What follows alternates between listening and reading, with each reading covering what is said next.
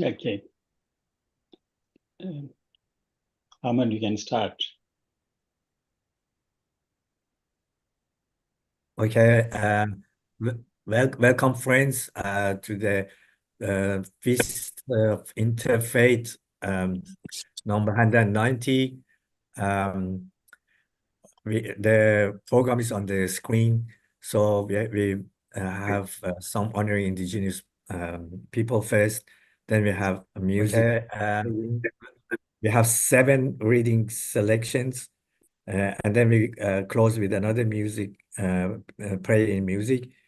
And then I will introduce our speaker, and then from there we go with the talk.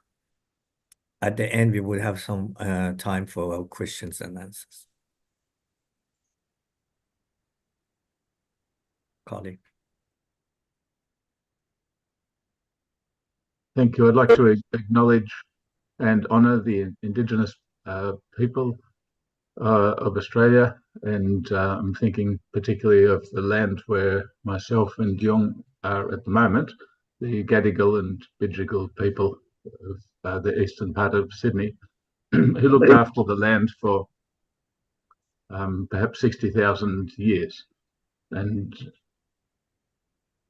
But not only that, they had a spirituality which we can learn from. In fact, we're finding more and more after we unfortunately displaced them somewhat, is that they had things we need. They had a spiritual outlook on life. They had a culture of sharing and a culture of looking after the land. So, and more than that, this is an interfaith dialogue group, which means we're here to listen and to learn. And that's something I found with Indigenous people, is that they know how to listen and learn, and it's something we can learn from them. Thank you.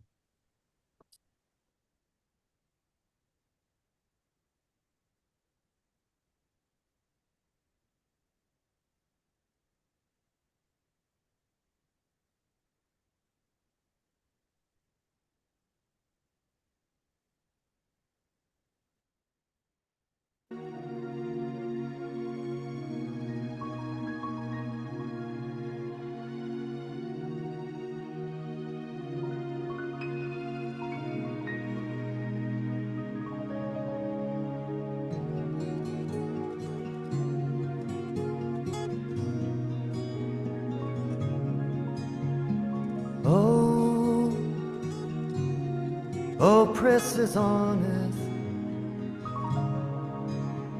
withdraw your hands from tyranny, for I have pledged myself not to forgive any man's injustice.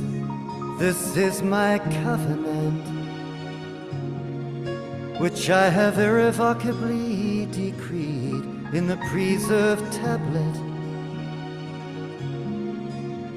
and sealed it with my seal of glory. This is my covenant, which I have irrevocably decreed in the preserved tablet, and sealed it with my seal of glory, of glory, of glory, of glory, of glory. This is my covenant.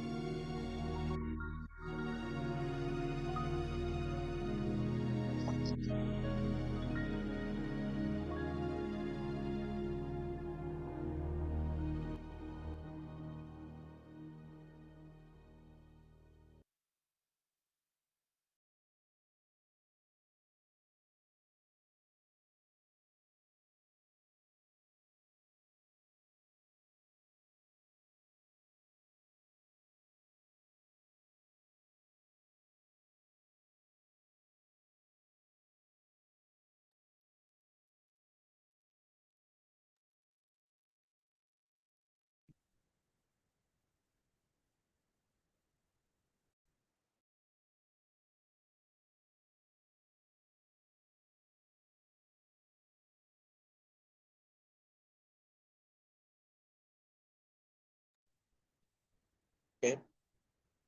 Actually, I don't mind how to say it, because I the first time to follow this meeting. So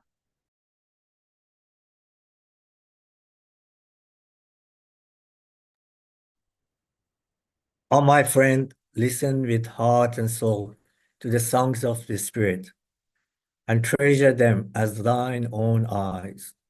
For the heavenly wisdoms, like the clouds of spring, will not rain down on the earth of men's hearts forever. And though the grace of the all-bounteous one is never stilled and never ceasing, yet to each time and era a portion is allotted, and a bounty set apart, this in a given measure. Baha'u'llah.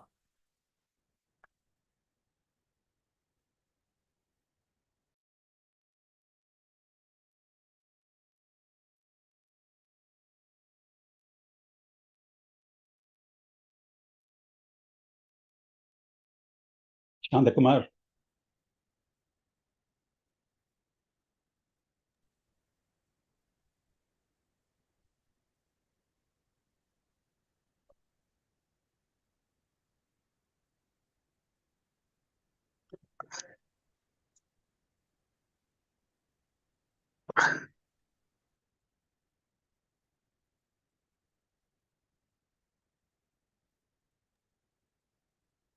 I pass it. I pass it. Listen, I tell thee for thy comfort this. Give me thy heart, adore me, serve me, cling in faith and love and reverence to me. So shalt thou come to me. I promise true, for thou art sweet to me. Hindu scriptures, Bhagavad Gita.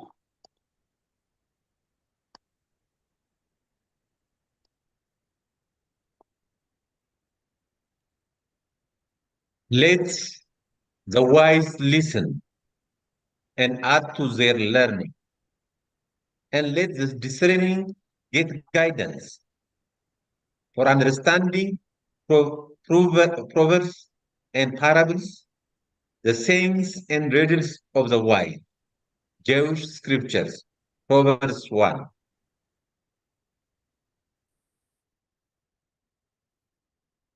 Application and initiative nourish wealth. Adornment and decoration nourish beauty. Suitable activity nourishes health. Good friendship nourishes ethical conduct. Sense restraint nourishes the spiritual life. Honesty nourishes friends. Reciting nourishes learning. Eagerness to listen and ask questions nourishes wisdom. Commitment and reviewing nourish good qualities. Right practice nourishes heaven. These 10 things nourish the 10 likable, desirable, and agreeable things that are rare in the world. Buddhist scripture.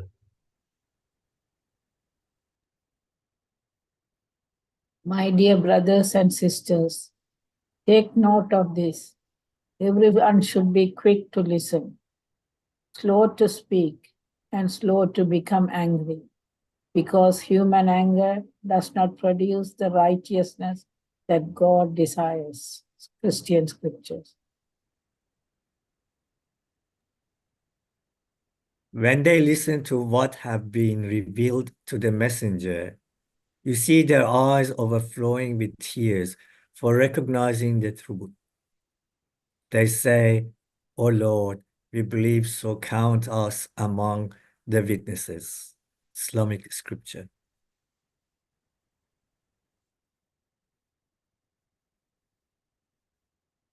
Hearken thou unto my call from the horizon of my prison, in the midst of mine adversaries. Verily, there is none other God but Him, the ever forgiving, the most bountiful. He hath truly hearkened unto the divine verses, who ariseth to perform that which befitteth him. Many other souls who have listened, but are not accounted by the Almighty as having heard. True listening consisteth in man's first perceiving with the ear of his spirit the call of the All-Merciful, and then remaining so steadfast in observing the divine precept and command that were he to witness from the peoples of the world naught save denial, enmity, and rejection, he would in no wise be deflected from walking in the straight path of God. Well is it with them that attain. Baha'i Scripture, Baha'u'llah.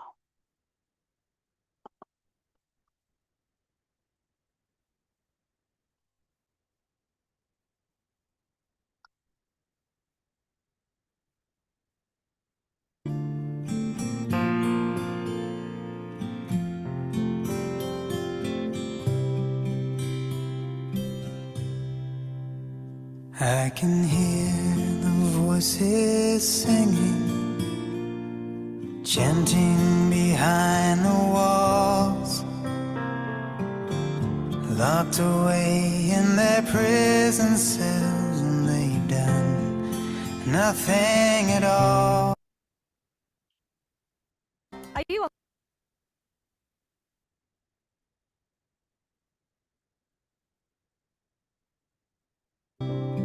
Their courage makes us stronger. Their quiet resolve gives us wings. All the suffering they endure will only the blessings bring. And we're here for you, standing in serried lines. Let our thoughts and prayers wash over you and comfort you in the cold night. The door is locked and the key is gone. Your loved ones cry out in pain. Where is the justice? Where is the law? Yet you patiently remain. Can you feel the millions of souls, your brothers and sisters in song? They cannot extinguish the light in our hearts. The fire of love's burning strong, and we're here for you, standing in serried lines. Let our thoughts and prayers wash over you and comfort you in the cold night. You can hear the sound of chanting escape from her cell, a prayer for forgiveness. She's wishing her captors well, the prisoners of Tehran, their freedom denied. How we long for your release, when you can take back your lives.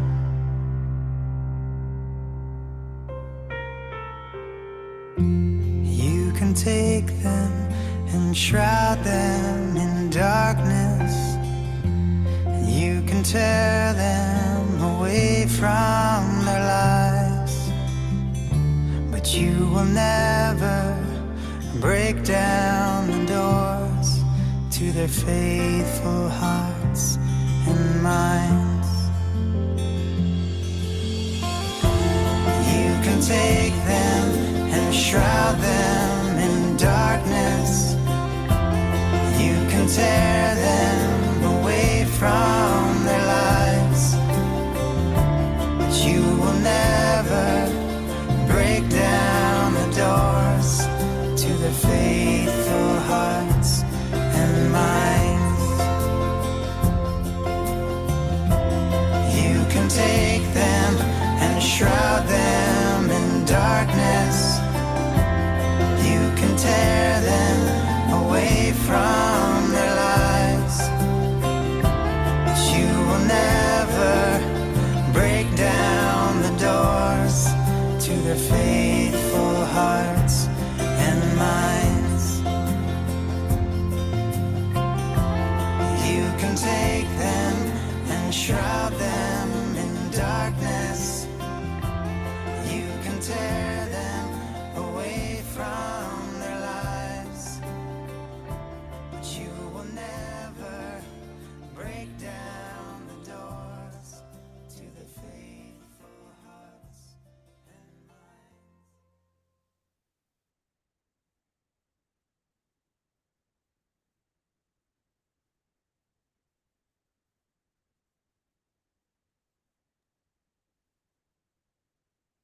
Okay, friends, welcome to the number 119 Interfaith meeting. In this gathering, we gather from all different religions to discuss spiritual concepts. Let me introduce you to our distinguished speaker tonight. Our speaker tonight is Prof. Anil Sarwal. He currently is a freelance English language assessment consultant at IDP Education, but he has been associate professor of English at Dav College, Chandigarh, and most importantly, he's been a former member of the National Spiritual Assembly of the Baha'is. He's expert in English and foreign languages and have studied diploma in English at IGNOU. Welcome, Prof. An Sarwal, and the place is yours now. Thank you very much. Can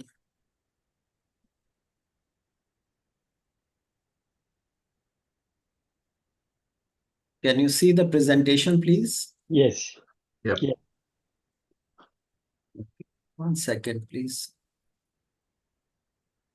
All right. So I don't know what to say. Good evening, good morning, good afternoon. We are from so many places in the world. So I would maybe use 2 words.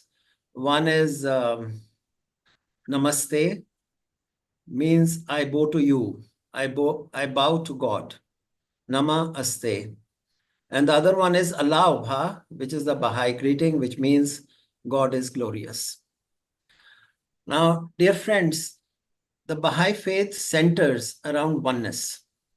And this is a very important concept. And one of the most prominent Indian poets, intellectuals, writers, and a Nobel Prize winner, Rabindranath Tagore, very much appreciated these Baha'i ideals.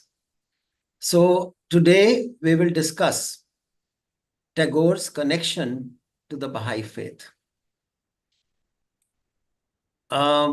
He has written a book that is Creative Unity. You can see it on your screen. In that, he talks about the unity which is present in all of us. The very fact we are created human by our Creator God. We are united to all the other human beings because the origin of all numbers is 1. And also, we are connected to God through our inner self. So here is what he writes about creative unity. He says to give expression to the one, the infinite, through the harmony of the many, to the one, the love, through the sacrifice of self, is the object, alike of our individual life and our society. So there are key words in this. One is to connect to the infinite and give expression to what he wants from us, which is harmony of many. It means the famous adage that India upholds, that is unity in diversity. So harmony is not becoming same, but it is in diversity. And it is through love. And very important thing, which we don't see in the world anymore, is through the sacrifice of self. If we want to appreciate other human beings and the diversity that God has created, we must be very humble. We must be self-effacing. We must try to understand others' point of view. Only then this unity can be created. Now, what are the connections between the Baha'i faith and Rabindranath Tagore's ideas? So we have talked about him a bit. He is the celebrated Indian poet, educator. He has established what is known as Shantiniketan, also now Vishwa Bharati. He was a philosopher, a noble literate. He embodies India's spiritual tradition and diverse culture. And he has unique perspective on spirituality that sets him apart. But it resonates with the teachings of the Baha'i faith. His worldview was deeply influenced by the teachings emphasizing the unity of God, religions, and humanity. His connection with the Baha'is was not a casual association, but a profound engagement. And that is because what he discovered in his life and what he found in the Baha'i teachings, they're very much similar. I think that they were there in his spirit. And when he came across the Baha'i teachings, he loved them. Almost he embraced them. And he had lifelong connection with the Baha'is, as we will see later. And he also met Abdul Baha, the eldest son of Baha'u'llah, the founder prophet of the Baha'i faith, and the avatar that is anticipated in all the religions. And Abdul Baha was his eldest son of Baha'u'llah, and he is the revered master of the Baha'i faith. And Rabindranath Tagore met him in America. His fascination with the Baha'i writings made him propose establishing a Baha'i chair at Shantiniketan. Shanti means peace, and Niketan means abode of peace, which is there near Calcutta in West Bengal, India. Now look at a bit of history of Tagore, and you see that he was born in 1861. When he was 12 years old in 1973, his father embarked on a journey of self-discovery with him. And one of the reasons was that Tagore was not very good in formal studies at school. So his father took him to various places in India. They were holy places, like the Golden Temple, that is the Sikh shrine in Amritsar, India. He also taught him the Upanishads, Ramayana, history, and basic sciences like astronomy. And the Himalayas, being a place of spiritual significance in India, impacted Tagore's philosophical and spiritual reflection. So what we see in his writings is the deep reflection of the Indian thought. And the Gita, which is the most holy book of the Hindus, well, there are many other books too, but this is considered to be the most holy, most popular in India. And because he was not good in studies in India, he was taken to London. From 1878 to 1880, he was there with his brother. he was admitted to University College London to study law, but he dropped his studies halfway because he was uninterested in it. However, he studied English literary works there and learned Irish and Scottish music. I think also this affected him a lot because his mind opened to the Western thought and science. So what we see in his writing is the amalgamation of the Hindu thought, ancient Hindu thought, and the modern science. And they are very rational and very interesting.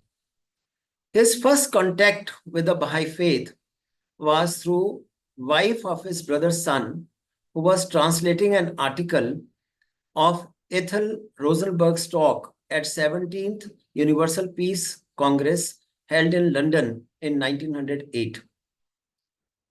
One possible source for Tagore's knowledge of the Baha'i teachings also could be his relative, Mohini Mohan Chatterjee, one of the prominent theosophists. That time, Theosophy and Theosophy Society was very popular in the West and also in India. 1908, Tagore wrote his masterpiece, Gitanjali. This is his Nobel Prize winning work. This is a collection of poems by Rabindranath Tagore. Actually, this is the gist of the Gita in his verses reflected in the poetry form. Originally written in Bengali. The Bengali edition contains 157 poems, while the English edition, translated by Tagore himself, contains 103 poems. Tagore's works explore themes of spirituality, devotion, and the human connection with the divine. Now, that's the most wonderful thing. When Yeats came across a collection of his poetry, he was fascinated by them. And he wrote introduction to the English edition of the Gitanjali, which was published in 1913. Geet means song. Anjali means a collection of offering of songs. They are divine in nature, as we said. Significantly, Yeats significantly contributed to the reception of Tagore's work in the West. Yeats wrote, "These lyrics display in their thought a world I have dreamed of all my life long. The works of a supreme culture, they yet appear as much as the growth of the common soil as the grass and the rushes." So what it means is that what is contained in the Gitanjali is fundamental to our life. It reflects the essence of human life and how one should live human life. So today, if you look at Rabindranath Tagore and India, his name resonates in every Indian household. He is not just a poet, but the author of India's national anthem, Jana Gana Man, adopted by the Constituent Assembly of India as the national anthem on 24th January 1950, marking a significant moment in India's history. Even after freedom now, it is Jana Gana Man, the national anthem written by Rabindranath Tagore, that we sing at every function. Tagore wrote over 2,200 songs, excelled in painting, and left a legacy of over 2,300 artworks, which you can see in Shantiniketan, near Calcutta, in West Bengal, India. If you go there, you will really enjoy yourself. I have been there. I've been to the museums, I've been to the schools which Rabindranath Tagore established, and you can learn a lot in the lap of nature. Moreover, he had a passion for traveling and visited 34 countries during his time, despite the challenges of that era. It was not very easy to travel. Now, in 1912, Rabindranath Tagore met Abdul Baha, and he writes, "I met Abdul Baha in Chicago in 1912. He was staying in a hotel and he was conversing with the followers who were gathered around him, and I too spoke with him. He very kindly asked me, if possible, to come and see him in his own place in Haifa. I always thought I would try to go, but it wasn't to be like that. The years went by, and one day I read in the newspapers that Abdul Baha had passed. Very rich tribute that Rabindranath Tagore has paid to Abdul Baha. Now, if you look at the philosophy of Tagore, it resonates very deeply with the principles of the Baha'i faith, emphasizing unity and spirituality. And Tagore's meeting with Abdul Baha left a profound impression on him, deepening his appreciation for the teachings and reinforcing his belief in humanity's essential unity. I think all of you know that Baha'i faith centers around three main themes. One is oneness of God, oneness of religion, and oneness of humanity. So this further strengthened Tagore's belief in these teachings. In Abdul Baha, Tagore found a kindred spirit, a visionary leader who embodied the principle of love, compassion, and unity that he himself espoused. These are his own words, Tagore's own words. Here you can see Abdul Baha with some American believers during those years, not maybe in 1912, maybe in 1912, but during those years.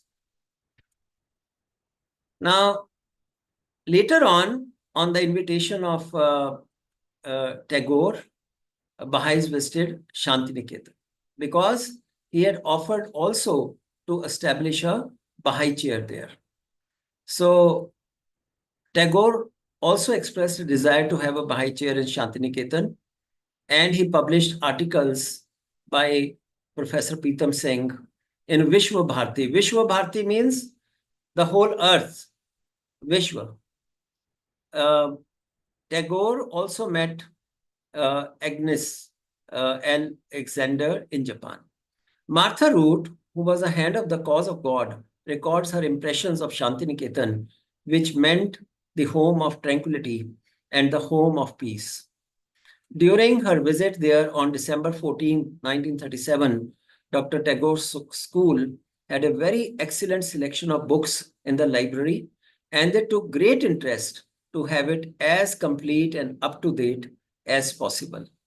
Reporting on her visit, she writes, Dr. Tagore spoke of Abdul Baha with deep appreciation.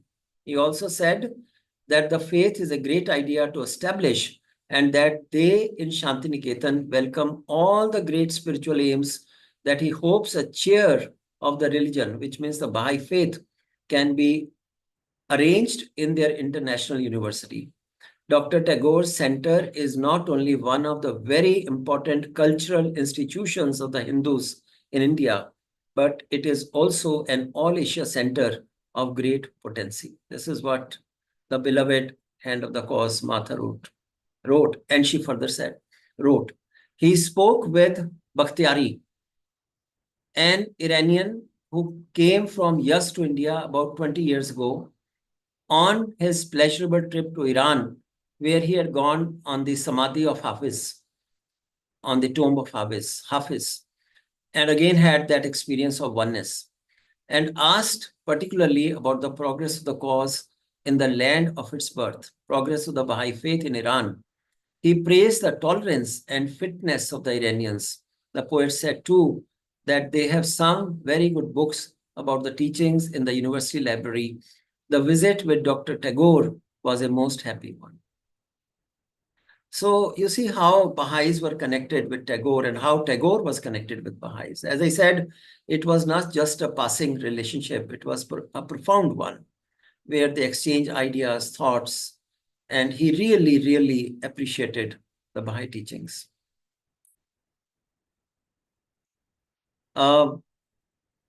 So when you explore further Tagore's connection to the Baha'i faith, Abdul Baha writes about Tagore. From what has been heard, Tagore is one of the promoters of peace and reconciliation. He is kind to all people. So he encourages friends when Tagore would visit America to show him reverence, and to receive him well. And on the other hand, when Tagore was in America and he spoke of Baha'u'llah, he said, "We are here tonight to offer our homage to Baha'u'llah. He is the latest prophet to come out of Asia. His life is certainly a glorious record of unflinching human search after truth, and his message is of great importance for the progress of civilization." I think this is a great compliment that anybody, and especially a Nobel Prize winner of the stature of Tagore, could pay to Baha'u'llah, the founder prophet of the Baha'i faith. Now, I told you Vishwa means the whole world. Now it has 43 branches, Vishwa Bharati University, collection of 8 lakh books, great place to study, 5,631 students, 133 teachers. They are ever planning to start an open area for reading books within library, which has a sprawling campus. So when you look at the view of education, I don't have so much time left, but he was for holistic education, not just textbook learning. And if we read the Baha'i writings, we see the same concept there. You have the quotations here. Let me read what Abdul Baha says about education. "The primary and the most urgent requirement is the promotion of education. The principal reason for the decline and fall of peoples is ignorance. And training in morals and good conduct is far more important than book learning." Dear friends, this cannot be overemphasized. You see in the whole world, the most knowledgeable people engaged in the destruction of the world. So much so, we are on the brink of a third world war. We don't know. Everybody has become uncertain about future, especially the young people, the students. Now, these are the most knowledgeable people we have, so-called most well-read, most well-versed people in the world. And what is happening to the world? If they do not have moral education, if children are not taught good morals, good conduct in the schools, nothing good can come out of such human beings. And we are seeing it in front of our eyes. This is what Tagore also said. The principles of education also exhort people to acquire those branches of knowledge which are of use, that both the learned themselves and generality of mankind may derive benefits therefrom. So we should not create bombs. We should create peace in the world. Another great principle that Tagore espoused was that of equality of men and women. And in his writings, you find he depicts women, mainly women, and his women are different than the women of the age in which he lived. You see, there was Sati Pratha, means women were burnt alive when their husband was cremated. And Brahmo Samaj, of which his grandfather was a great protagonist, they stopped this Sati Pratha. And so Rabindranath Tagore's women are liberal, and they are way ahead of their time.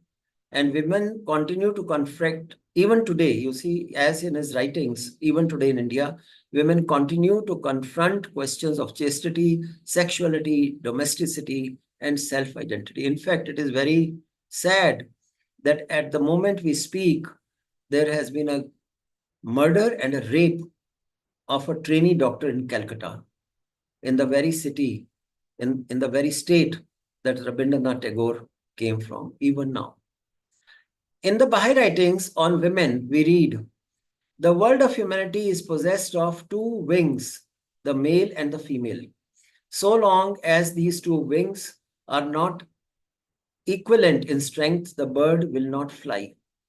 Until womankind reaches the same degree as man, until she enjoys the same arena of activity, extraordinary attainment for humanity will not be realized. Humanity cannot wing its way to heights of real attainment." when the two wings or parts become equivalent in strength, enjoying the same prerogatives, the flight of man will be exceedingly lofty and extraordinary. So men and women are the two wings of the bird of humanity. Both have to be balanced. Both have to be equal for the bird to fly and become prosperous, peaceful, and attain perfections. And I don't have time left. I think I have gone 22 minutes.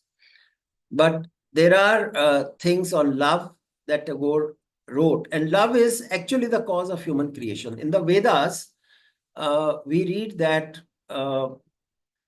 when love arose in the heart of the Creator, he came up with creation. So love is the prime motive behind creation.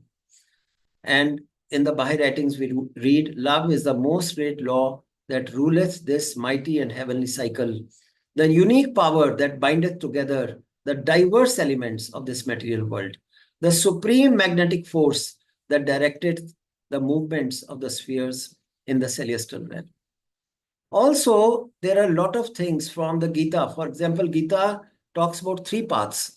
One is the path of knowledge, and then one is the path of action. Then one is the path of bhakti, that is devotion. And Gitanjali takes from these themes in the Gita, and it focuses on action. So Tagore writes, deliverance is not for me in renunciation. I feel the embrace of freedom in thousand bonds of delight. So if we love this creation, we have to serve our fellow men. We have to look after the creation because we are the supreme creation of God.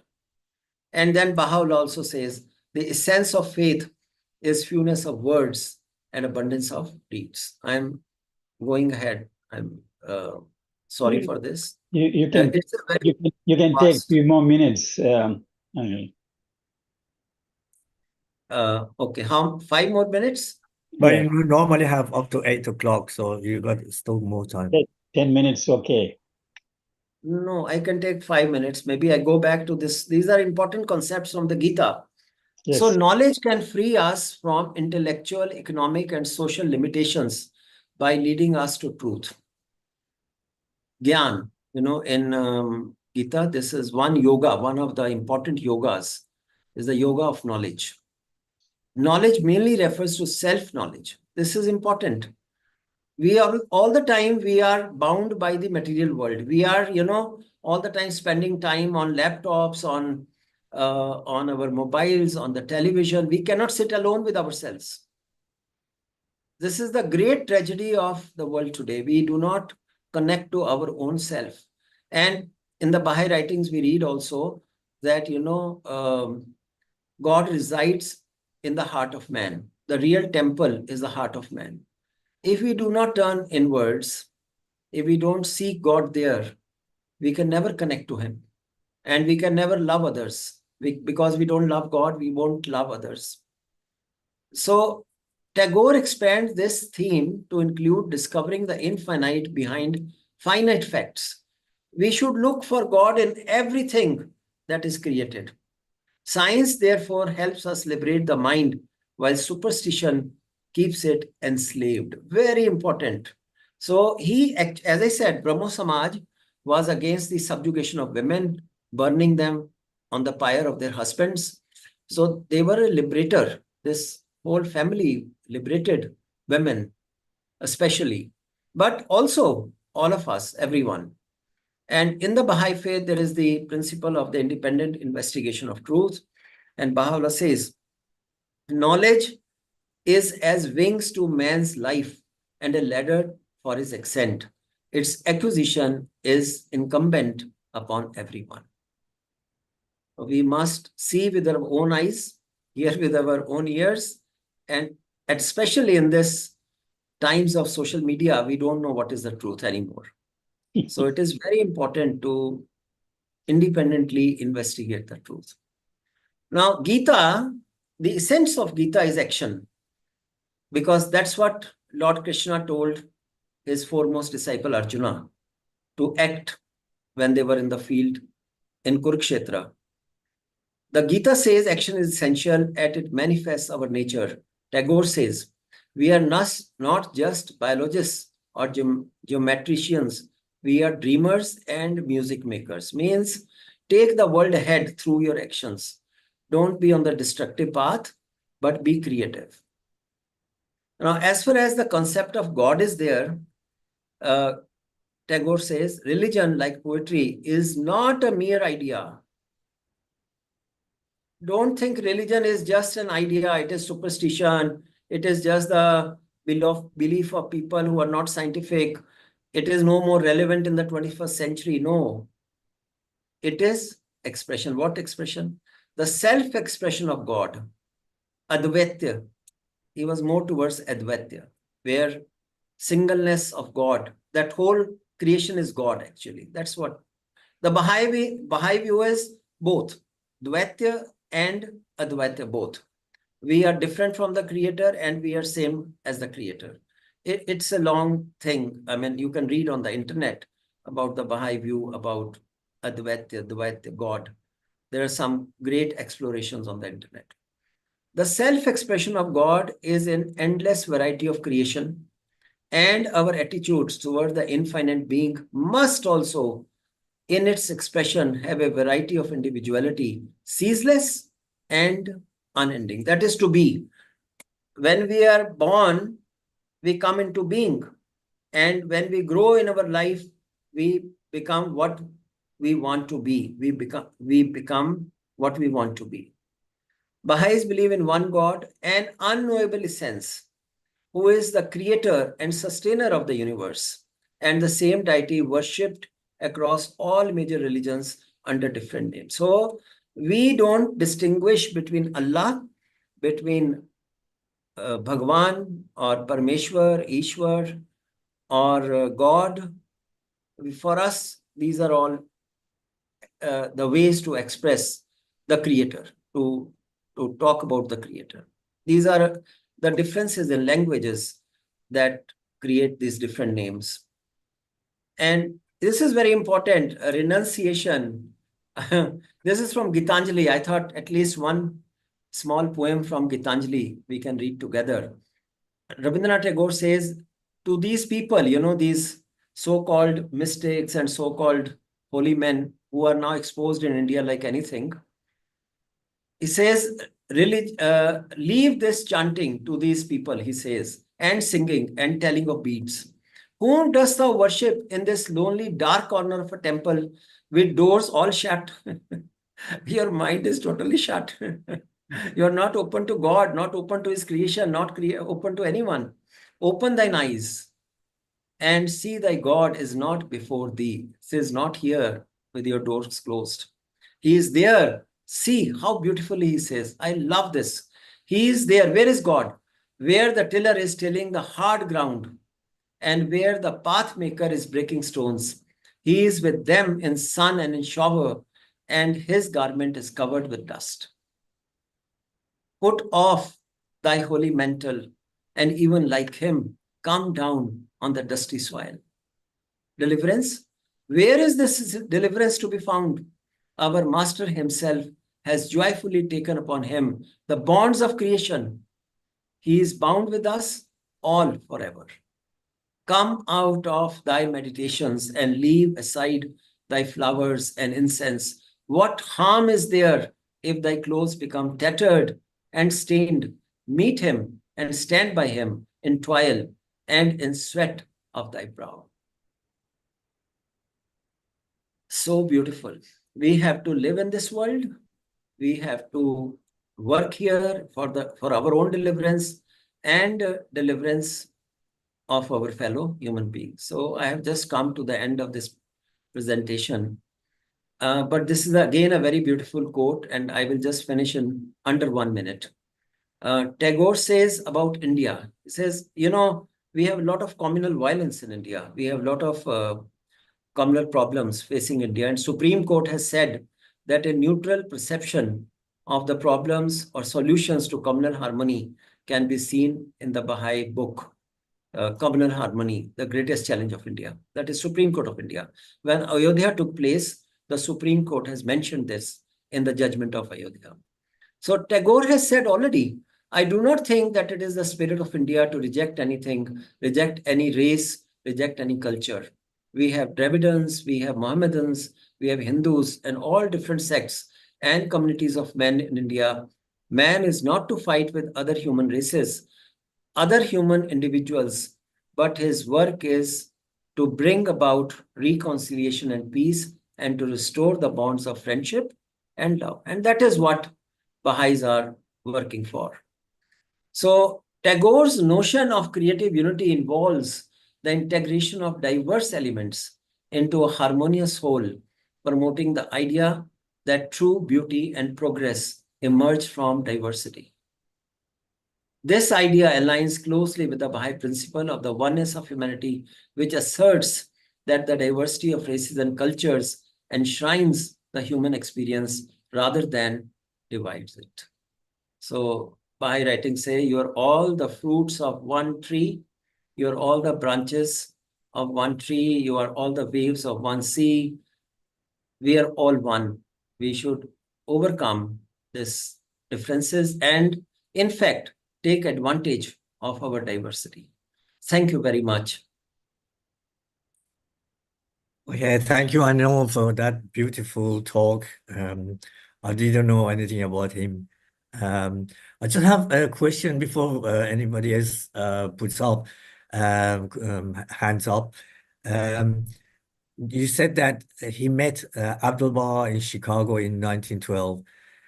Was he living there at that time, or was he visiting? And how did he know that Abdul Baha is there and meeting in I there? think both were visiting, and Abdul Baha was meeting some Baha'is, talking to them. And I think Tagore was in the same hotel, and he was being taken away for a talk, or he was also meeting some of his friends in the same hotel. So they met for a very brief time. Peter Terry has done a lot of work. He's a Baha'i from USA. A few years ago, he went to Shantiniketan. He tried to research the archives there and come up with details.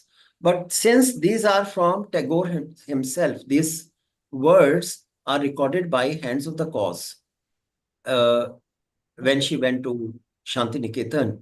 And Tagore spoke of this, his encounter, his meeting with Abdul Baha.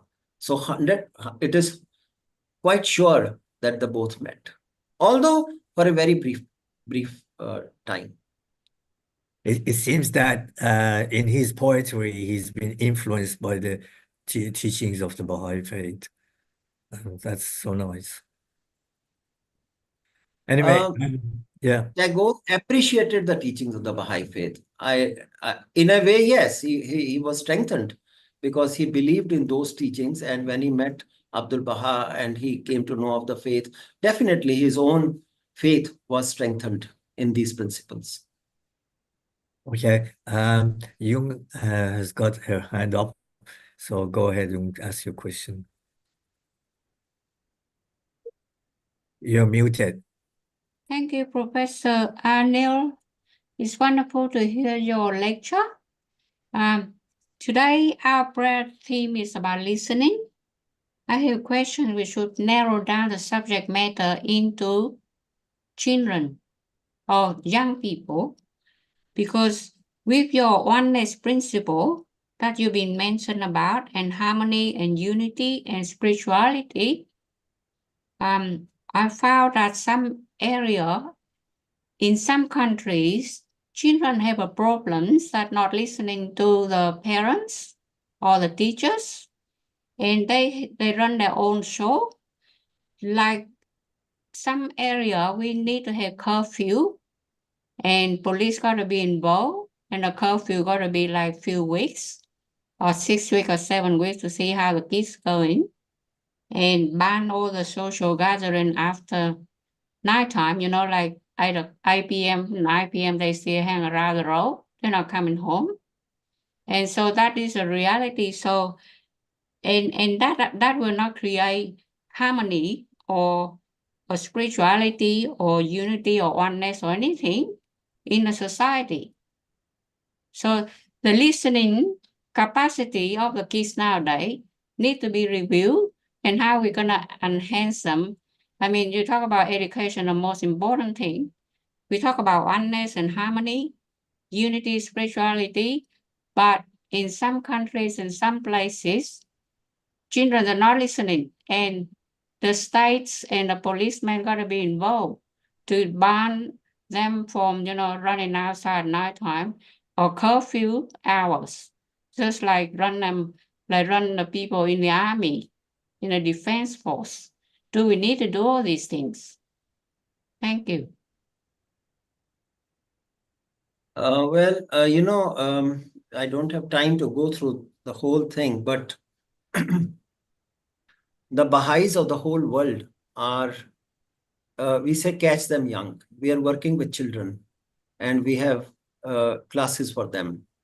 So the methodology is not to lecture to them, because children's, as you said, listening span is very little, but involve them in playing games, in doing teamwork, in painting things, and coming out with their own innate abilities. And when they work in these teams, in pairs, in groups, in teams, and when their opinion matters, they're asked what are their opinions on a prayer or on a subject or on a value, on a virtue like kindness, and how they can practice it. And the group tries to practice, for example, service. How can they clean an area near them? So when you catch them, let's say from the age of 5, which is also quite late, but because by the time a lot of their character is already formed. So it has to be done by parents in their homes to educate children about, how they should conduct their lives, how they should practice morality and human virtues. But we have seen from this great experiment involving hundreds and thousands of children all over the world, whether in the big cities like Vancouver or in Chicago or in Chandigarh or in African jungles, or my son is in Papua New Guinea, near Australia. He's a doctor there. And you see, Papua New Guinea has a Baha'i temple now because their government appreciated the Baha'i concepts, involving children and educating them in good morals. And so did, I think, the Australian Parliament, because I heard on YouTube parliamentarians paying compliments to the Baha'i projects of education and health in Australia. So I am not boasting. I'm sorry if I seem like boasting, but I have been involved in this process for about 5 years in my own city, because Baha'is are taught, don't go out so much and don't, you work within your own city. So we have in Chandigarh, we have, I think, interacted with more than 20,000 children and youths. And they come from areas, as you said, where their parents are involved in violence, where they're playing gambling all day, where they're drinking, they're into drugs, and drugs are a very big problem in our area. But these children who were in children classes, who were in junior youth programs, who were in Ruhi books later, after 15, they have developed into beautiful human beings. Their parents were laborers. They were very menial workers. Now they are principals. Principal of the College of Education, which trains teachers. One of them is in Sikkim, Devi. I can name them because I have worked with them. Geeta is in the best school, teacher and coordinator of the primary section in the best school of Chandigarh, St. John's. I can give you so many examples. So we have seen the transformation in front of our eyes through what we call Ruhi process. That is the institute process. So I would request you to kindly go online and look at the Baha'is and what they are doing, in the field of education of children. I don't want to boast, I'm sorry, but this is the inspiration from Baha'i writings that the Baha'i world is trying to put into practice. And we are in the learning mode. We don't say other organizations are not doing it. We have discourses on education with other organizations who are other NGOs who are involved into this process. We learn from them and we share our learning. So we are in the learning mode. We are not saying we are the model and we know everything.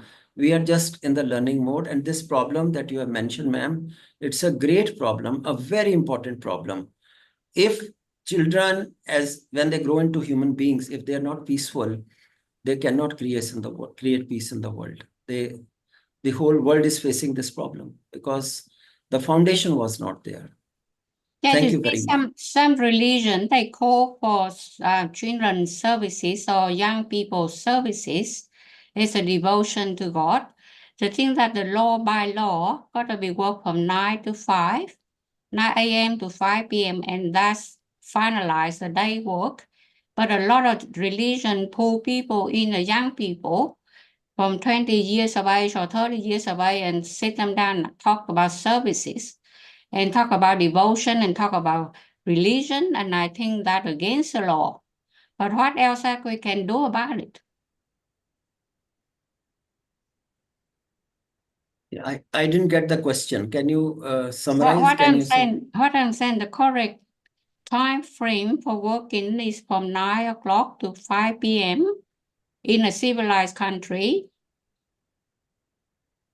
But some religion use a night time to call young people in and talk about devotion and services. Like you do this and you do that, you do this, you do that. And you know that nowadays to go at nighttime is not safe. Yes. People can get into violence and get into this and that. So it's not Yes. safe at nighttime. So what I'm saying, all that meeting about services and devotion for religion should be conducted during daytime with supervision. That's right. I agree with you. We do it in campaigns also on Sundays, for example, when children are free, we can have 2 hours, 3 hours in a safe place. And we also do it in their own neighborhoods, in the homes of their own parents, in their, in the neighborhood homes. So you're right. I mean, because and also I tell you some other concern that I have always. We have both boys and girls in these classes. And you know how it is, how media is showing now, the role of boys and girls, and all those things. So that also is a very big concern for us, that they remain pure. They have a chaste and holy life. They don't go astray because of the influence of media, and they work so closely from childhood. So there are so many things. There is the danger of violence. There is the danger of insecurity, as you said. So yes, time when we need to contact them and they need to come for classes has to be appropriate. Yes. Thank you very much. Thank you. Okay, Siva, you got your hand up. Thank you very much, Sir Anil Salwal. Originally, someone else was supposed to talk today. Only 2 days ago, she said that she is not available. And I had to ask him, can you swap and give you a presentation? And he kindly agreed. And this presentation is a wonderful presentation. I really thank you for this. But I have 2 specific questions. One, you mentioned that the university established by Tagore, there is a Baha'i chair. Is it still there, and what are the functions or what activities they do? That's the first question. And the second question is that in 1908, he first came in contact with the faith, and you mentioned that the wife of his brother's son translated an article of Ethel Rosenberg's talk at the That's right. 17th Universal Peace Congress held in London. Mhm. And also you said one possible source for Tagore's knowledge of the Baha'i teachings may be his relative Mohini Mohan Chatterjee, one of the prominent theosophists. So what is the connection of those two with the Baha'i faith? In the Ethel's talk and Mohini Chatterjee, What are they to do with Baha'i faith? Okay, 1 second. Can I still open? Yes, Can yes. I can. 1 second. Just give me a moment. Yes. Let me go to my desktop if I can minimize. Okay. Why Ando is bringing? 1 second. Just 1 second. I've already on it. Why are you bringing your document on the share? I'd like to ask everyone if you have any questions or any ideas that you want to put, please raise your hand. Incidentally, my son is there also, who is in Sydney. Yes, Ashish, we can see him. Okay. See, this is the document that this brother's son's wife was translating. And you can see it is on the Baha'i faith. You see, it's about Baha'i religion. This was published in Prabasi, 1910, volume 10. And so it is all authentic. This is the essay by Ms. Ethel Rosenberg at the International Conference on Religion History. And this is the English translation. Mm-hmm. And what about the other connection? The other connection is, the Theosophists were known to Tagore very much. And we had Nivedita, Sister Nivedita here in India. And also the this one, all the family of Tagore, they were also known to them. So probably Tagore also heard about the Baha'i faith from this Mohini also. Good. I have a reference here, but it will take time. It's okay. And the other one is how is the Baha'i chair functioning now, and what do they do? Yes, I'm sorry to report that that invitation remains an invitation. We have only one Baha'i chair in India, and that is at the Indore University. Indore is in Madhya Pradesh. It's a state of India, and Indore is the cleanest city of India at the moment. And we have a Baha'i chair there in Indore, and they also are into social uplift. The main research is on, our like solar energy, like how can agriculture become profitable, and how the fate of tribal women can be improved. So they are also not only talking about concepts and the kind of research that we see in the world, but they are talking about the real issues facing that society, and they are doing research on those things. So there are people who are doing PhD with this Baha'i chair, and they go out and have seminars and participate with other NGOs. As I said, it's two ways that Baha'i world is working now. One is social discourses and one is social action. So they do that. Thank you very much. Hopefully, I really pray, and I think we all pray, that this chair comes about in Shantiniketan. Yes. Okay, Vasanta, can you put your question? My question is not actually related to what you have just spoke today, but my question is how sometime when with the Hinduism and the Baha'i faith, where can you find material that related to, because we say that in essence the spiritual teachings are all the same. So when we are trying to answer to some Hindus about the point of view of from the Baha'i faith, especially I find it difficult when the question of reincarnation comes in. I don't know whether you have time to talk about it. Otherwise, where can we find the material related to that? Because that is very difficult for me to explain from the point of view of Baha'i faith. In a book, Some Answered Questions, it's talks in written form that Abdul Baha delivered in Haifa and elsewhere. So one of the translators of those talks, she has compiled a book which is now known as Some Answered Questions. There are 3 chapters on this concept of reincarnation. that Abdul Baha has talked about. And on the internet, you find many scholars have done this research on this topic of reincarnation. And it is especially very close to my heart because I have been writing a book on the Gita. And as you said, Gita also to some extent seems to be talking about, we being reborn in different bodies. So how does that reconcile with the Baha'i view, which is of rebirth? The Baha'is do believe there will be rebirth, but in the spiritual worlds of God. See, the society earlier could maybe imagine only the earth as the be and end all of the creation.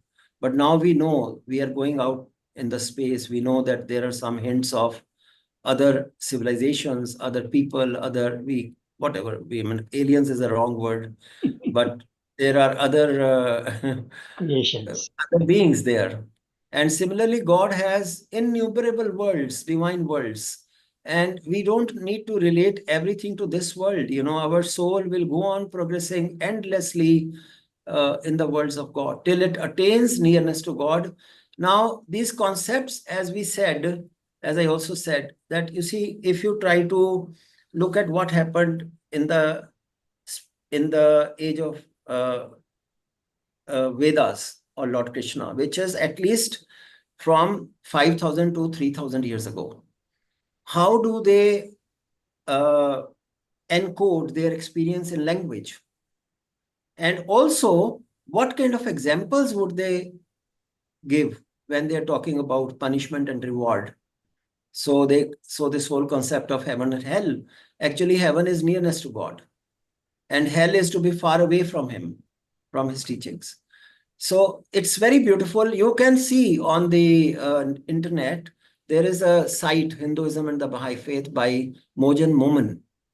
He is from England and he has done a great research on the Hindu scriptures as well as Baha'i scriptures. Mojan Momin, Hinduism and the Baha'i Faith. Also, you find my site on the internet, and I have a book, Miracles in Religion, and you can see some of it about reincarnation and other things in my book, which is, the chapters are online. So you can click on the chapter and it will open for you. And these are very brief, but you must have come across lots of books on this topic in the faith. Thank you. Okay, while others trying to put their hands up, I'd like to ask my question. I was very excited when you said Tagore put in poems from the teachings in Bhagavad Gita. And we know that when Baha'u'llah was in Baghdad in Soleimaniye, he started writing a number of poems that describe the teachings of religion. Can you give us more details on what form these poems of Tagore are involved and how they describe Bhagavad Gita, if you don't mind? Yes, there are 18 chapters in the Bhagavad Gita, and all chapters are yogas. Yoga comes from yuj. Yuj means to connect with God. That is yoga, right? So there are 18 yogas explained in the Gita. And there are so many teachings in the different verses of the Gita. So what Tagore did, and I mean not deliberately, because he had, as we saw, he had read the Upanishads, he had gone to the holy places, he was in Himalayas, he was near the Ganges and all those, and Bhakti movement was there. There were saints who were rediscovering the Hindu sacred writings and reinterpreting them for their age. So all this influenced the liberals and Tagore as well. And also he had the advantage of the scientific knowledge of the Western world. So he then deals with the themes of the Gita and the various teachings. Like, we saw his poem on renunciation. Even now, people think if you want to connect with God, you have to leave your home, you have to go into jungles, you have to go to Himalayas, and you have to, to sit or whatever, or stand on your one leg, or, lie on a bed of nails and all.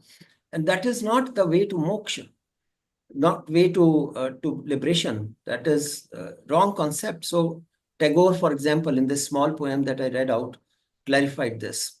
So all his poems are on Gitanjali is the essence of the Gita in poetic forms. Of course, Gita is the supreme. It is not Tagore's poems.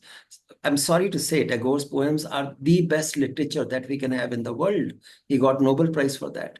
But of course, the Gita is the source, the mother book. That is the word of God. So if you read, you have Gitanjali online. You have it on the internet. And there are various themes, some of which I have dealt with, like love.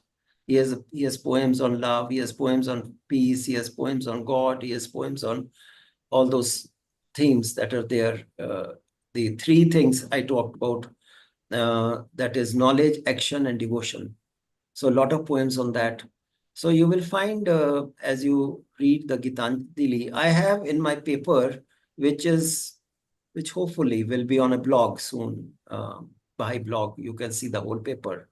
I'm just adding more and correcting more. It's not final. So yes, I think that he has dealt with the themes of Gita very well.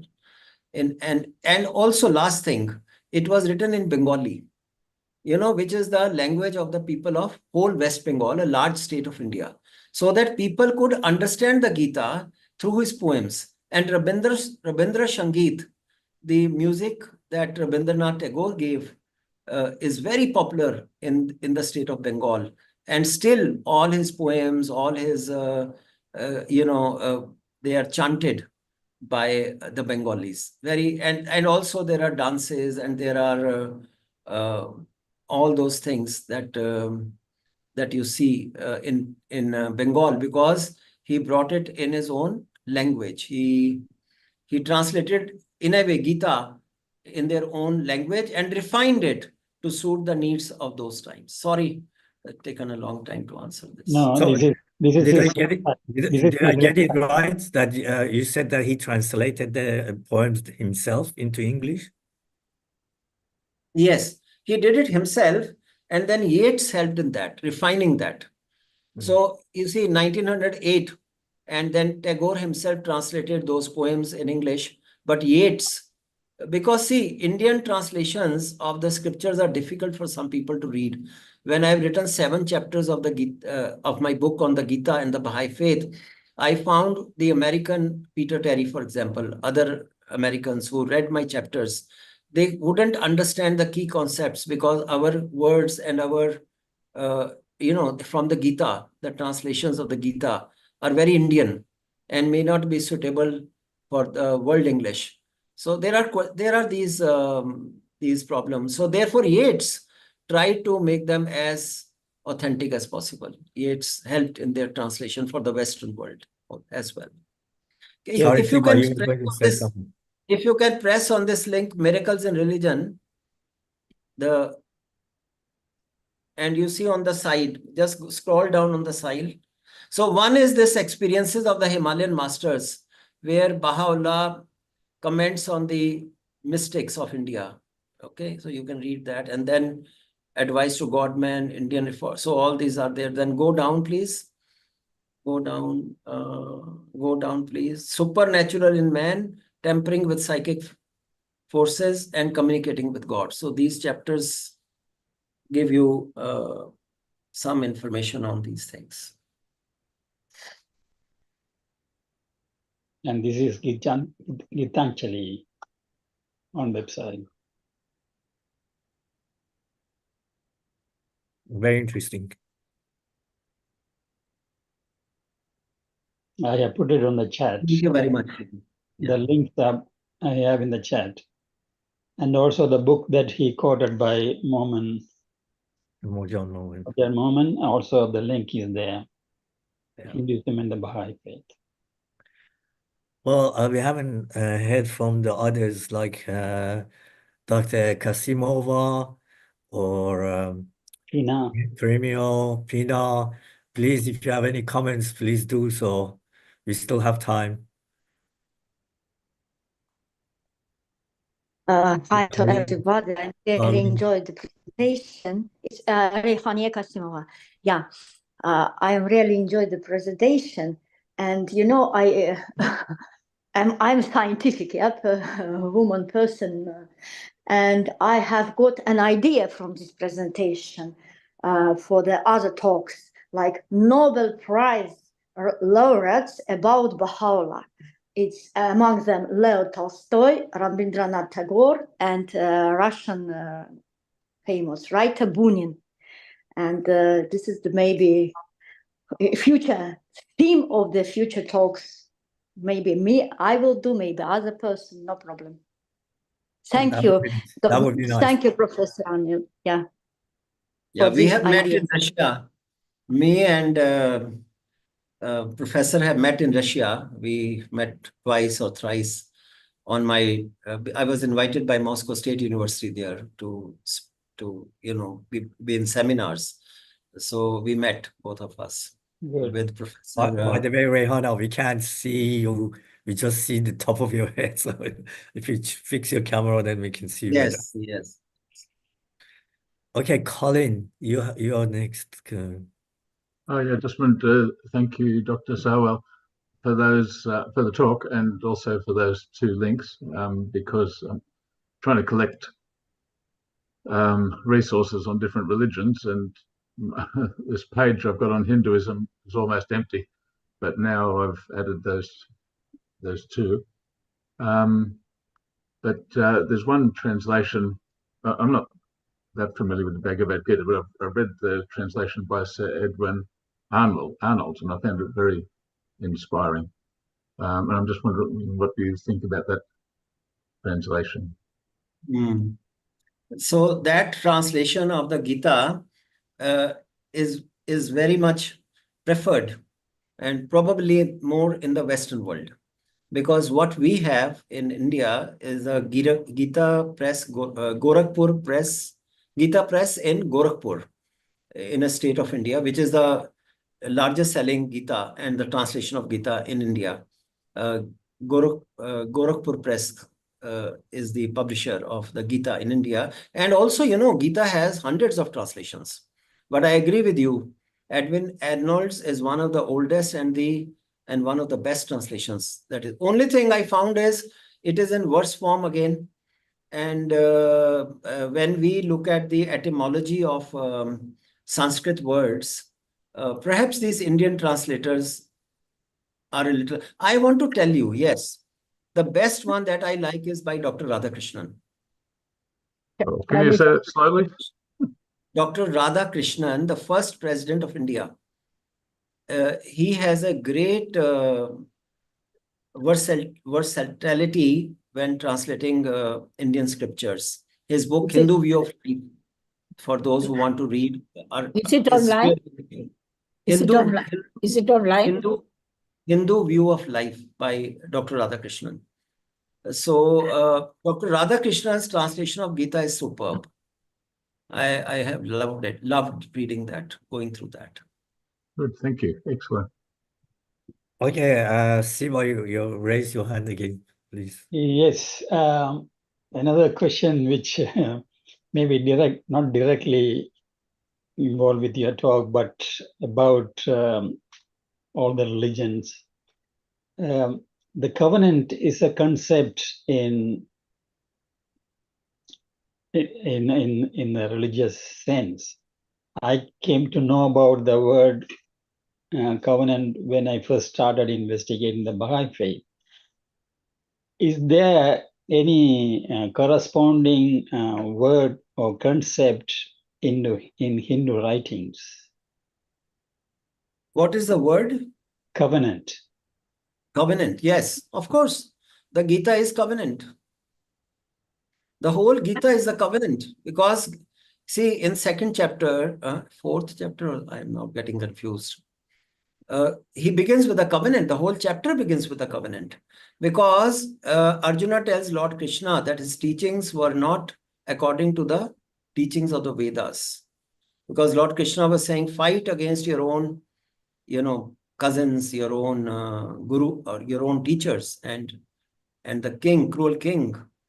And Arjuna said, no, I cannot kill my own teacher. I cannot. And which was Bhisham, one of the great learned gurus of the time, and a very pious man.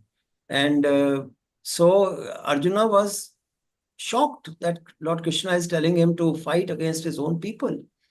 And then Lord Krishna says, why? Why should he fight? He says, I have come to establish the righteousness. And the previous scriptures, like the Vedas, he says that they have been corrupted.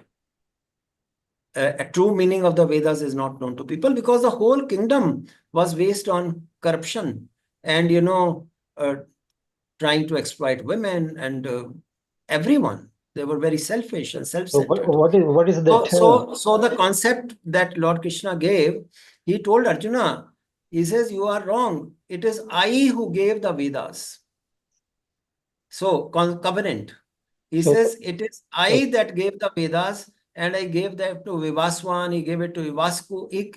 He traced the whole generation to generation passing of the word of God. And till the times that they were in, Arjuna and Lord Krishna, in the battlefield. And he says that they have been corrupted. So he says, I am the giver of Vedas. Because I am the giver of Vedas, I am the knower of Vedas. So you do now what I tell you. You see, you cannot do what you have heard from other people about the teachings of Vedas. I am standing in front of you, the person who gave Vedas. And then he says, I appear in every age to establish the righteousness and to destroy the wicked. So this is exactly the covenant. Yeah. Okay, what is the term, the Sanskrit or other languages? What is the term used for covenant in the Holy Scriptures, in Bhagavad Gita or Vedas? Well, we call it Samvida in Hindi. Samvida. Samvida. Okay. But if I get something from the Gita, I can try to find it.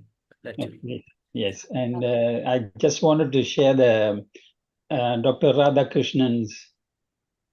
Maybe you can conduct a deepening on Bhagavad Gita for us. Yeah. Online. Why? Yeah, we will maybe eventually. There are 2 more chapters left. You just pray for me and then we can. So there's a link where you can get the PDF, Dr. Radhakrishnan's Hindu Way of Life. The link is here. I can send it on chat, and also you can download the PDF. Yeah, please send You a can link send in it the up on WhatsApp. WhatsApp as well. Yeah, please send a link in the WhatsApp. Also, you could give them the translation of the Gita by Radhakrishnan. That also. Okay. Okay, we haven't heard from Pino. Okay, we'd love to hear from Ashish what he's doing in Papua New Guinea. If you could say a few words. Pino.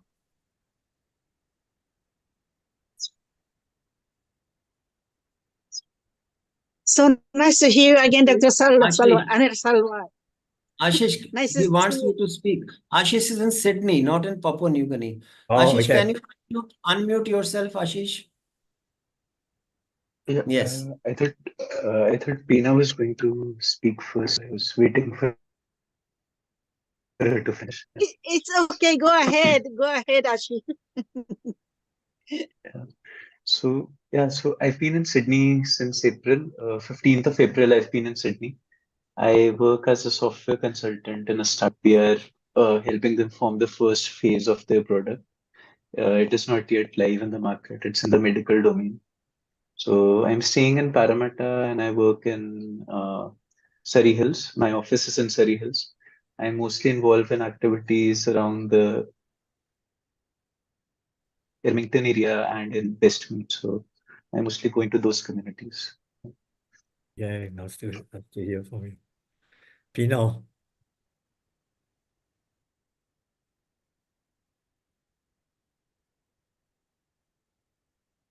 Pino, do you have? Yeah. Oh, thank you. I just want to appreciate, really, I enjoy your talk every time. Wonderful. Yes. Dr. Anil Salvar, we met long time ago in That's India. Yeah, we had this Thank you for encouraging conference. me. Thank you so much. Yes, we met in India and we attended the conference and also at the Baha'i Academy. Yes, those were the days. Yes, thank you so much. Really, I enjoyed. It's just so wonderful to hear how you fluently so much to yes to say, and you have everything in your memory. Thank you so much. So excellent. Thank you. Thanks. Okay, what about Primal? Do you have anything to say? Primal? Yeah, thank you, Dr. Anil. I have a friend here with me who comes from Santriketan. Oh. He was a professor there, Hare Krishna. Do you remember? Hare Krishna and Loka, they are artists. Well, I'm afraid not. Yeah. Ask Coming him. from Shantiniketan, he would know much more than what I said. So he always share with me about Tagore.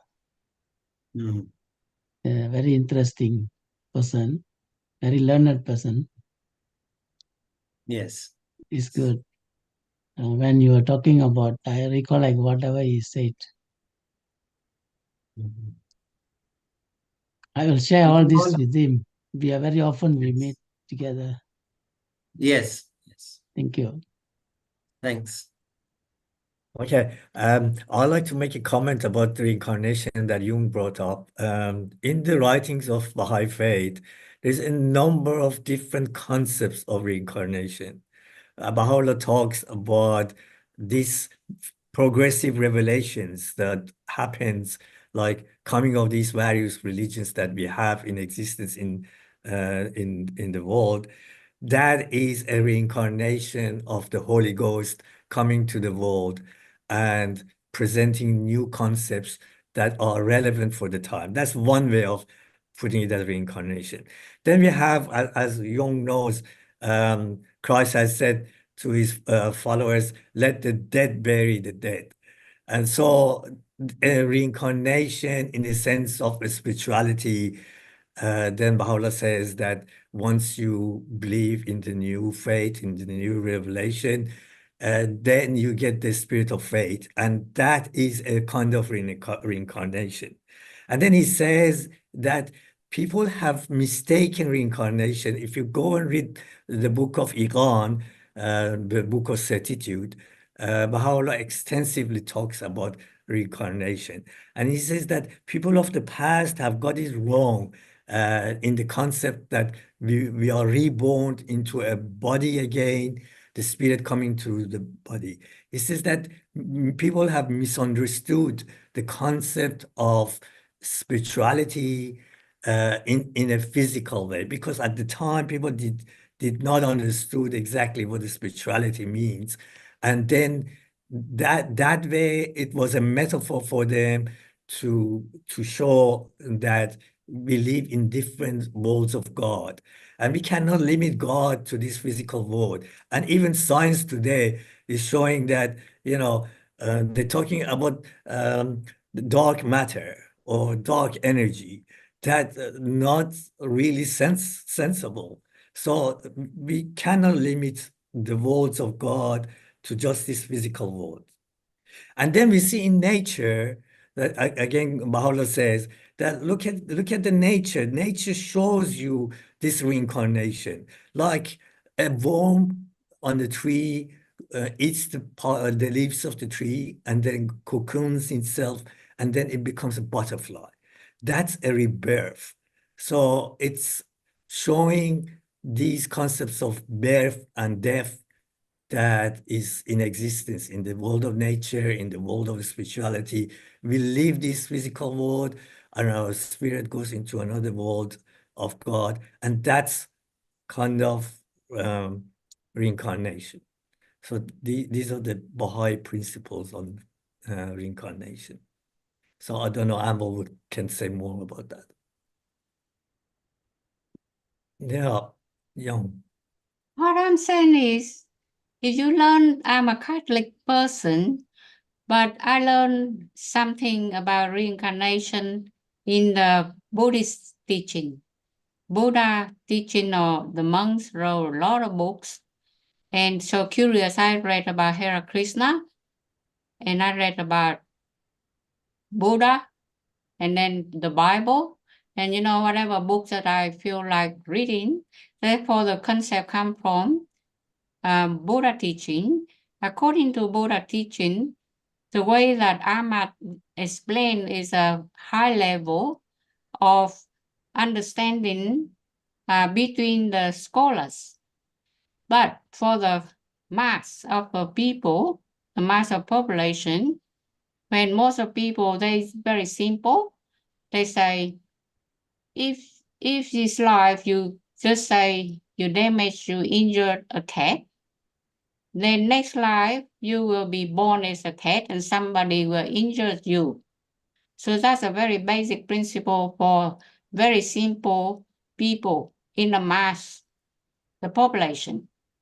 So if people know, not everybody read books, not everybody read scriptures, not everybody read religions, about religious books, not everybody is a scholar.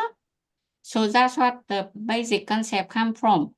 So that is all about moral, mean that we're not doing damage things to other people. We don't want them to do things bad to us. It's similar with the Bible teaching. So we have to take concept of religious study, in the knowledge of the mass of the people, the illiterate. Not everyone is a scholar. Not everyone attended university. So we have to understand that way. And the Buddha teaching everyone. So it depends on the level of your advancement in spiritual enlightenment. You understand your own way. Just like the monk, if his previous life, if he killed somebody and he hadn't been punished, they haven't put him in jail. That's why we have Long Bay jail. And if he hadn't been punished, he escaped, and then he died his next life, somebody will come and get him at exactly time, do exactly what he did to them in his previous life. So that is how, when you read a children's story from the Buddhist teaching, that's how they roll about them. So they want to prevent people not doing bad things. That's why we have the court cases. We have lawyers, we have barristers to punish people right on this earth, so they don't have to do reincarnation again and get into the trouble that they created. So I guess these were metaphors. So Vasanta, you have raised your hand. Just because the problem we have, the reincarnation, when Hindus and Buddhists, they believe in reincarnation, and so as Baha'is, what I find is how we without offending them, how we can explain the Baha'i believe in the rebirth or the next life of soul, how the soul progress. That is the thing we have. I find it difficult because sometimes we say no, we don't believe. It's, or bluntly say that you have not understood it properly. It can offend them. So the difficulty is how to tell them this is what Paola has said about the progress of the life after death. So, okay, I have to go, but I think because I have guests at home, another statement. Maybe another time then. Just one thing, that what Jung said, I agree, because the point is to prevent people from doing those things. And so there is an illustration. If you do this, then next life you will be killed by the same person if you kill someone. But the value there is to be kind, to be non-violent, to be patient, to be forbearant, have forbearance. So I think that these are the instances to teach us restraint, to teach us moderation in life, to teach us the good values. And as far as I have read in the Baha'i faith, along with the good deeds that we do in this world, your soul takes the intellectual knowledge you get in this world, as well as, the virtues. The virtues are the main thing. They are like money in the spiritual world. We call it spiritual world, which means it's a world where spiritual values that you have learned would be useful. If you are truthful, there it will be useful. It is like being born in this world poor. If you don't have virtues, if you have not led a virtuous life, you have not practiced forbearance, patience, mercy, kindness, in the next world, you don't have the money to live a rich life, to have a good life. So I think that these are all ways to teach us to follow the path shown by God. To me, and any simple person also can learn this, because it's a time of universal education. So these things can be understood by most people now. You may not be needing those extreme examples or statements to teach them the values and the virtues that we all need to inculcate in our lives. And virtues are endless. Nobody can say now, I am non-violent, I am most merciful, I am most kind, it's a state which we try to, through the spiritual discipline, as especially in the Buddhism, the spiritual discipline, that through chanting and through worshipping, to being kind, we try to inculcate in our lives. So the idea is to inculcate virtues that will help us. And then, so maybe Thank you. we should read So I the think writings. we will, This topic we can take up again and have some quotations from Abdul Baha from some answered questions to yes. understand it. Can I go? Yes, please. Thank you very much. Thank you very much. You Thank can. you, Zoom, nice to Mario. meet you. Beautiful. Yeah, bye bye. You Thank can. you. Thank you very much. Thank you, Mario. But Thank we can continue the discussion if you Yes. want to. But you can go Yeah. and Thank you. thank you very much for filling in this wonderful. Always well. Always, it's my pleasure. God bless you. And Thank you. you can Gunjat, do you want to say anything? Hello, Pa. Actually, I just come here to listen because my English quite worse lah. I can read, I can hear not very well lah. I can't understand. Okay. Anyway, I Nice just to meet study with you. my. I'm very, very sorry. Hello, Pa, everyone. Thank you. Thank you. Thank you. So if there is any, to nice me, meeting. I just wanted to say about this reincarnation or whatever it is. What I understand is that in the Hindu and Buddhist scriptures, there is more than Hindu scriptures more than 5,000 years old, and the Buddhism is more than 2,500 years old. The concept of there is a life after this, there is another life after this life. That is there is a concept or the principle that is given, but to explain or to understand a life, they take it as the life that we are living now in this physical form, in the physical world. So therefore they think that we are going to come back in this world. This is my understanding of the reincarnation in the old religious beliefs. But they are so fixed in their understanding that we are going to come back in this physical world. That is a challenge.